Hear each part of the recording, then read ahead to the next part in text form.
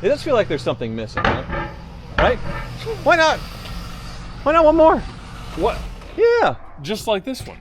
Except, Well, no, this one's a little bit different. It is the Dub Edition. Yeah, so I heard you needed to get this thing driven in from Florida. Yeah. Yeah. Thanks. Welcome to Hoovie's Garage, the dumbest automotive channel in all of YouTube. And I sure wish this was a real time machine to where I could go back in time and undo a lot of the mistakes that I've made in the last year when it comes to car purchases. But it's not. It is a beautiful screen accurate replica, though, of the DeLorean time machine from Back to the Future, built by Video Bob and Bob's Prop Shop. But I'm not buying this. I am buying one of my dream cars today in this video. But to do so, I'm going to get rid of 5 cars that have completely ruined my life. Things I had no business buying, and the issues have been numerous.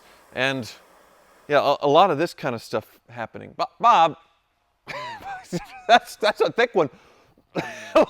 Last week was the first day of spring, a time when my kids have their birthdays just a day apart. It's amazing to watch them grow, and while I plan to be around here forever if I can, it's nice to have peace of mind knowing their financial future is secure. Policy Genius is the sponsor of today's video, and they make finding and buying life insurance simple, ensuring your loved ones have a financial safety net they can use to cover debts and routine expenses, or even invest that money and earn interest over time. With Policy Genius, you can find life insurance policies that start at just $292 per year for $1 million in coverage. Some options are 100% online and let you avoid unnecessary medical exams. I wish I had known about this when I was buying insurance many years ago with all the hoops I had to jump through. So with Policy Genius guiding you through all of it, making it much easier, you really have no excuse. I know that my kids are covered very well, and I sleep much better at night knowing they will be fine no matter what happens to me. It really is just a few clicks, and Policy Genius helps find the best policies at the lowest price from America's top insurers. And their award-winning agents talk you through everything, handle the paperwork, and help you make confident decisions. Your work may offer some kind of life insurance, but it may not be enough protection for your family, and even worse, if you leave your job, it may not come with you. And with thousands of 5-star reviews on Google and Trustpilot from happy Policy Genius customers, they are the perfect people to help you find life insurance, which is an important part of financial planning. So check insurance off your to-do list in no time with Policy Genius. Head to policygenius.com/HooviesGarage or click the link in the description to compare free life insurance quotes from top companies and see how much you could save. That's policygenius.com/HooviesGarage. All right, we have rearranged the deck here of all the cars so I could put the 5 aside that I am selling in this crazy trade. I need to do this. This is the last hurdle for me to get over to pay my taxes to where I'm back on level ground again for the first time in 2 years. I know I was joking with the DeLorean, but I have made a lot of financial mistakes in the last couple of years, personally with the home renovations and with cars especially. The jury's still out on the Bugatti Veyron, but a lot of the projects are just getting harder to fix, harder to find parts. The parts are so much more expensive. I've lost my butt on most of my cars in the last couple of years. The old Hoovie's Garage strategy applies really well to this Cadillac Eldorado, which is one of the cars that I am getting rid of. It's a '99 Eldorado that had been commissioned for this radical hot rod custom treatment by General Motors with a hot rod shop in California, and it is absolutely stunning. I bought this thing super cheap for only $13,000 at auction, but it was a concept car. It wasn't really a working vehicle, so it had the camera mock-up in the 90s, but with today's technology, it was really easy to do. So we added cameras that go to the rear view mirror. We got the door poppers working again. We got it mechanically all sorted out, and it only has 8,000 miles on it, the Eldorado itself. So it has been driven a bit, but still very well preserved. 290 horsepower, 300 horsepower North Star under the hood, and this crazy paint. The body chopped, channeled, everything custom on this thing. So it's insane that I was able to get a car with this level of work for that cheap of a price, but all the information on this car is sort of pre-internet as far as the research, all the magazines and things. You have to dig through and find all of it, but it was a big deal back in its day. So I have sold it. I've sold it for a small loss, losing a couple $1,000s considering the shipping and all the work I put into it. And that's worth it for me because I was able to bring this car back, give it its moment again here in the 2020s, and the Car Wizard fixed everything so it could be all that it could be, and I had my fun with it for over a year, so that's definitely worth a couple $1,000 loss with the YouTube videos on top of it making money, so it works out. This makes sense, and as far as my goofy GM cars, the wide-body Monte Carlo sort of showed up and replaced it. It's a real Brickyard 400 pace car with the wide body, a souped-up 3800 and all the lights, so the kid loves it. There's no reason for me to have both, so I am getting rid of the Eldorado, and no regrets there. Now the Toyota FJ Cruiser, another one that I'm getting rid of, 330,000 miles on this thing, and I thought it'd be a Toyota product and be normal to fix up, but it needed a lot. I feel like the person did oil changes, he did replace the motor at one point, but otherwise let everything go. So suspension, CV boots, tires, check engine light for just about everything under the sun other than the motor itself. So like catalytic converters, that kind of stuff. So buying it for $6,000, $7,000, that was the easy part. Then I spent another $5,000 or $6,000 fixing it up, and I am selling it for a little more than what I initially paid for it. So I'm looking at a $5,000 loss on the FJ Cruiser, but that really is probably all that it's worth with the mileage and the condition. It'll make a great driver for somebody. The TRD wheels and new tires do look fantastic, but it is a 330,000 mile FJ Cruiser. And with the Raptor and the other off-roaders that I have, I don't really need this thing. It's sort of an extra thing. You can see the little tear in the seat there. So a bigger loss than I usually want to take on some of these hoopty projects, but I don't feel that bad about it. There's a lot more that was wrong with this truck than I thought, and I did once again bring it back from the brink of death, and it'll make a great car for somebody. So not bad when you look at it that way, and since I have the Raptor and the Jeep and other off-roaders, I really don't need this thing, so it makes sense to move it along. Next to it, the Ferrari Testarossa, and this is a car that I'm selling for actually a pretty good gain of several $1,000s, even though it still needs some more work. The problem with it still is the paint and body work. I need someone to fill in the hole for me in the back where a backup camera used to be.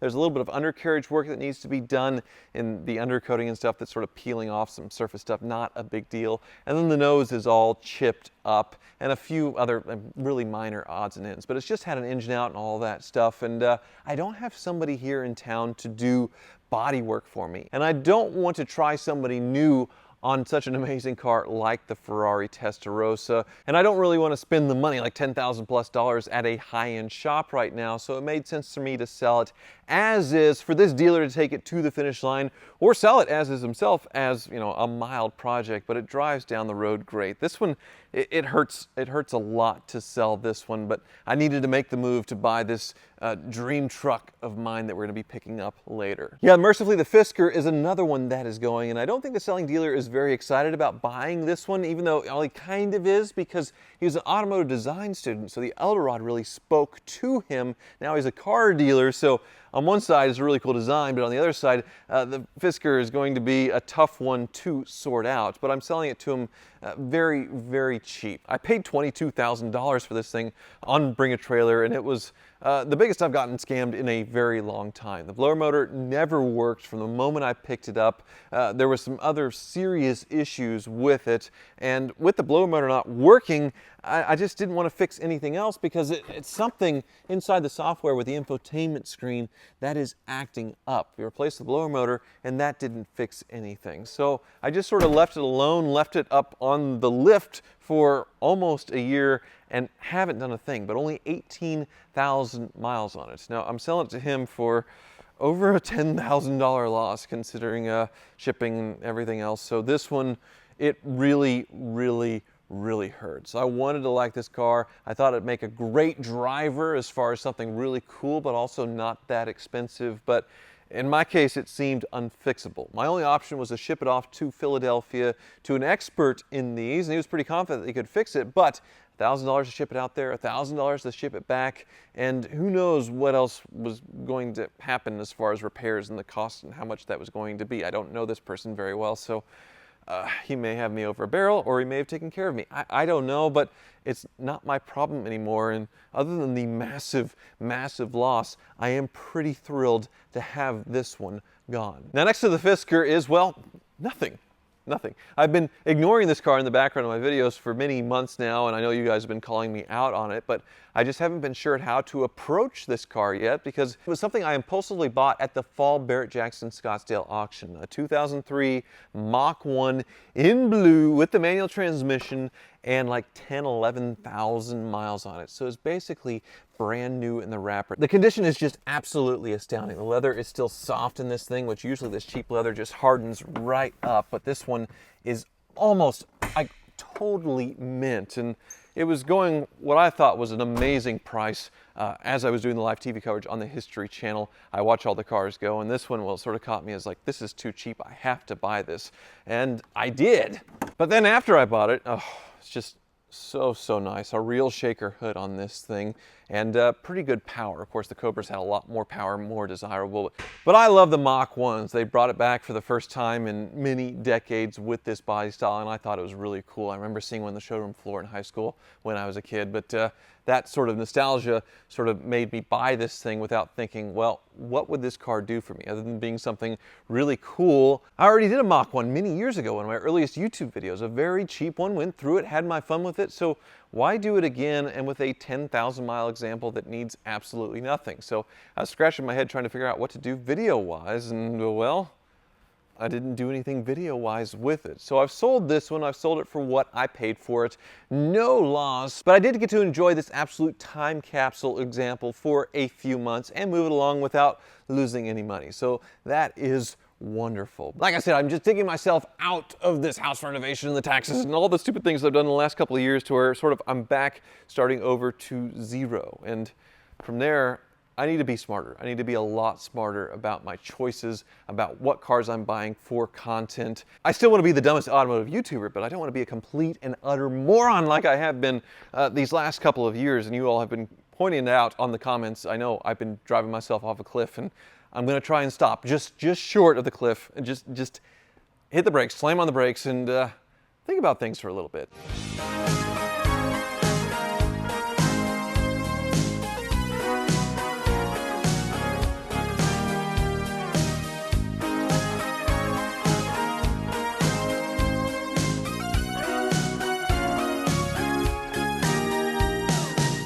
So about a month has gone by since I walked through and said goodbye to all of those cars, and in the meantime, I had a guess on how much taxes that I owed, and it turned out I guessed very wrong. I owe about double what I thought, over $500,000. So I'm gonna have to sell a lot more cars and have sold a lot more cars. So the next one to go was the Ford Raptor with 300,000 miles. I sold that for $12,000.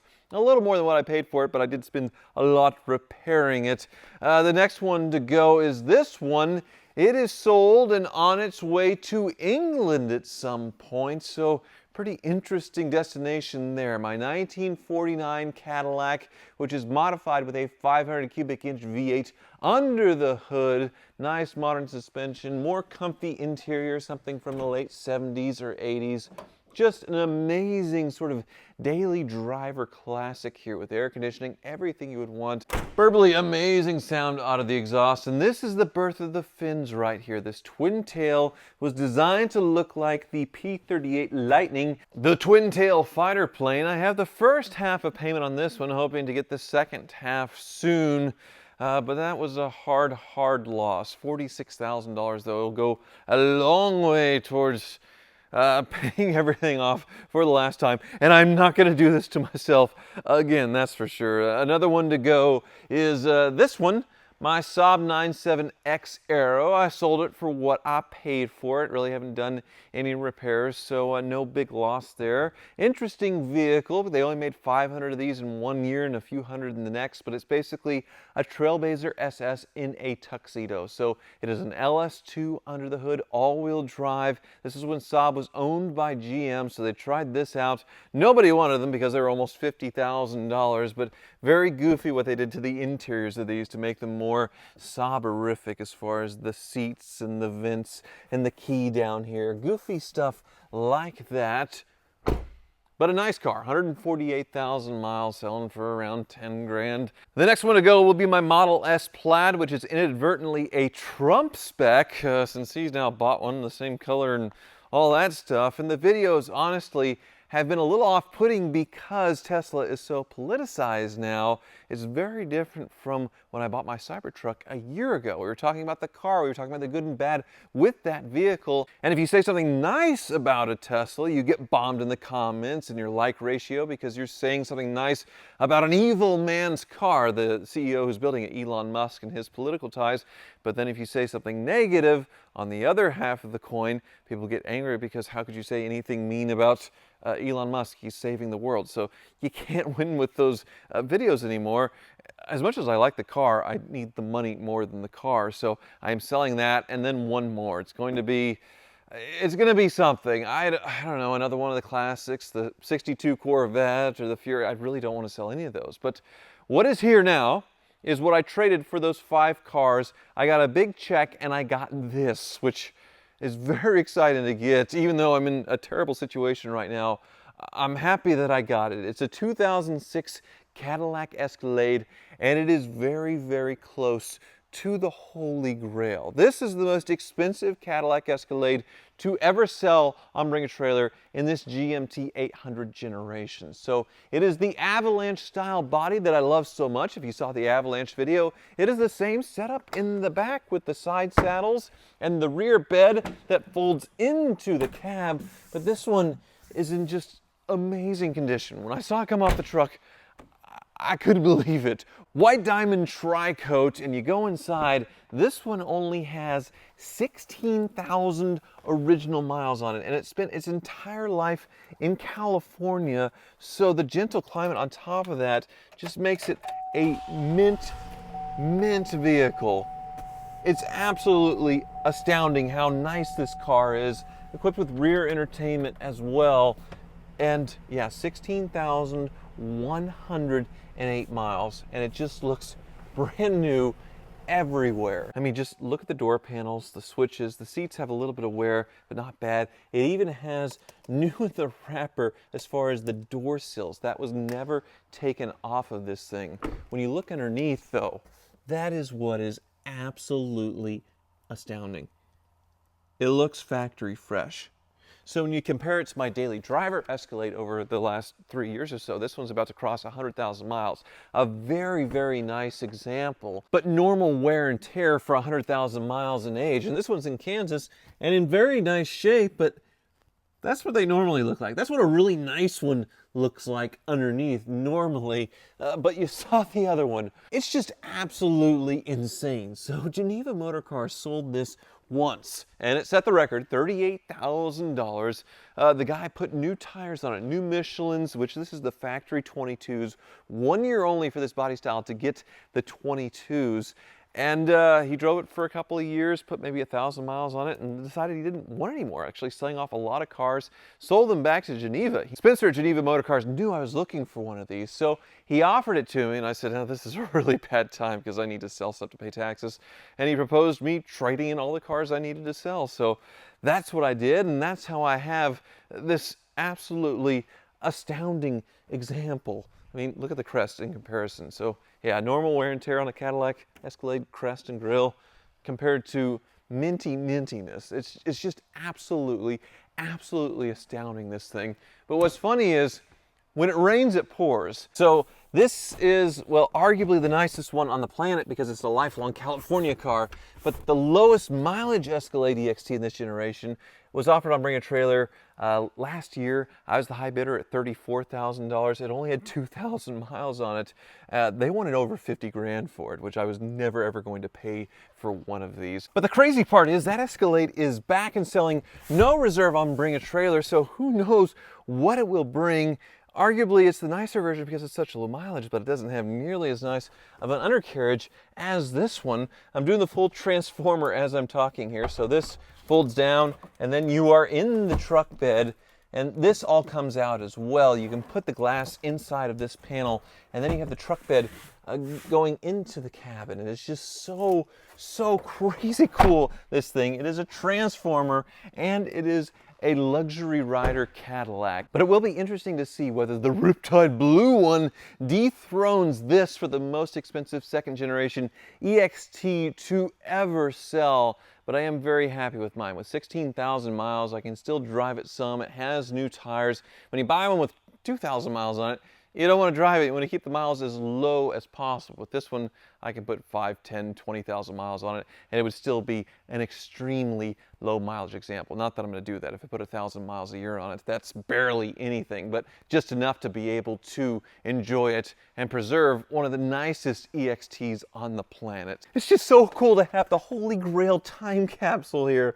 Oh my God, it's just nuts. And the last year for this body style, which one unique touch other than the 22-inch wheels, I know I'm just totally geeking out right now, but I just can't stop geeking out, is under hood, they wanted to differentiate the powertrain, so they did Vortec Max on the 6-liter versus Vortec just normal on the 5.3. Before this, they didn't differentiate. 2002 had its own special engine cover. Once again, I am super duper nerding out, but holy crap. It's a museum piece. Totally astounding. Let's take this thing out for a spin. This is just insane. 16,000 miles, and I wasn't sure if I was gonna be able to tell the difference, but this is so much tighter than my 100,000 mile Escalade. You just don't notice over time how much things change, but not that these were ever tight driving sports cars, but yeah, that engine, 6-liter Vortec, silky smooth. Something about these, they're just so special. Even 20 years later, I think this is better than any Escalade they have ever built before. Well, there's only one before or since, and to have one of the best ones on the planet, it's like stepping back in time. I just can't believe. Look at this thing. Ed! How 04 rich are we? Very much so. I guess you were taking a nap back there. Sorry, we're filming Car Trek here at Hoovie's Garage. You were around for the last review of the Escalade that we did. I didn't the like IQ, that one, but this thing is fantastic. The electric one just wasn't good. Was it still on the showroom floor? This one, no, I don't know the story other than it was in California for 20 years. One owner after that, kept it for a year, put new tires on it. But yeah, 16,000 original miles and new in the wrapper. It's unbelievable. What a thing. Where'd you get it? Well, it's actually Geneva Motor Cars in Wisconsin, and they sold it once on Bring a Trailer. So this set the record for Escalade sales on Bring a Trailer, $38,000. I bought it for less than that. But okay. Still a lot for one of these, but I feel like it's worth it. Oh, you found the TV? Oh, I yeah. got a Panasonic DVD player back here. Yep. Man, it is minty. I know this isn't your wheelhouse, but I assume you can appreciate it, right? I can absolutely appreciate it. I mean, it certainly comes from a time when we were even more impressionable about the cars that we come to fall in love with, and so I can certainly understand why you love it. I don't know that I would have paid what I'm sure you did, but I'm very happy for you. Let's see how she pulls. Whoa! It's just nice that it makes a noise, right? It does make a good noise. Even though the IQ is faster, but it did that weird kind of front lift thing. Everything about it was weird. This one doesn't crab walk, I'm sure. No, it doesn't crab walk, but it's still special. It transforms there into the back with the truck bed being an avalanche. Knock the whole back out, right? Mm-hmm. And it has your panels. It has my panels, yes. I guess they would swap over because 2002 to 20, whatever, when they quit making them 15, they're all the same. Exactly. Yeah. So I solved that problem. Yeah. Innovation. And it's your favorite color. It is. Well, my favorite color is Riptide Blue. This is a close second. So I had no business buying this thing. I did trade off 5 cars. A lot of that's going towards taxes, and then I got this. So I was good. I sold 5. I've sold 3 more and 2 more to go to get over this $500,000 tax hump of mine. And then it's like starting over. I'm free. Like the people that built your house 200 years ago. Exactly. And I'm starting out with a really fine truck that I'm definitely not going to use for truck things. And I have, it's such an addiction. I think this is my 6th or 7th driver, 2nd gen Escalade. Really? And then countless ones on the car lot back in the day. Like, are you keeping them both? Yes. Yes. Well, I think two's enough. Maybe, I don't know, there could be more. Why would there be more? Literally new in the wrapper. You see this? Oh, they never took it off. They never took it off. Unbelievable. It's like 4 GT owners. It's a thing. It's a time capsule. All right, so you have the Escalade and the Escalade EXT. Uh-huh. Truck version, the family hauler. What more could you need? It does feel like there's something missing, huh? Right? Why not? Why not one more? What? Yeah. Just like this one. Except, Well, no, this one's a little bit different. It is the Dub Edition. Yeah. So I heard you needed to get this thing driven in from Florida. Yeah. Yeah. Thanks. Yeah. Saved me $1,000 in transport fees. Tires might need a little work. Are you gonna put these tires on your nice one? Well, I thought I'd get the time capsule Uh-huh. and my daily driver for 3 years and a bit of a Dub Edition project. Oh, okay. It's not as nice, Tyler. You know, Oh wow, look at these TVs though. Yep, dueling PlayStations in the back. Anyway, I'll show it to you in a future video. We got to film some car treks right now, but Freddie, Yeah. thanks for the hookup there on the transport. That's a solid. Yeah, I'll invoice you. Is that okay? Still do Venmo or Zelle or whatever. It's the perfect 3-car garage, I think. What do you think? Perfect 3-car garage? 3 Escalades? Yes. Okay. Thank you so much for watching. Kansas things.